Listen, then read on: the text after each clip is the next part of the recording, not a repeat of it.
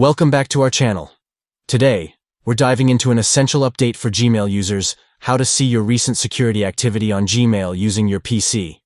This is crucial for staying informed about your account's security status. Let's get started. First, open your favorite web browser and head to gmail.com.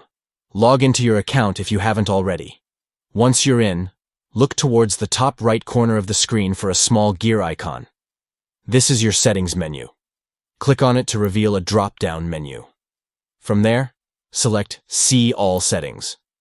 This will take you to a comprehensive settings page where you can manage various aspects of your Gmail account.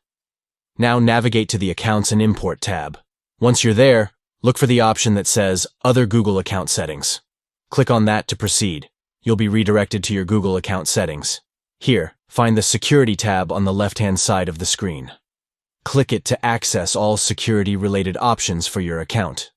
Finally, look for the section labeled Review Security Activity. Clicking on this will show you a detailed overview of any recent security events associated with your account, helping you stay vigilant. And that's it. By following these straightforward steps, you can easily monitor your recent security activity on Gmail. Remember, staying updated about your account security is crucial in today's digital world.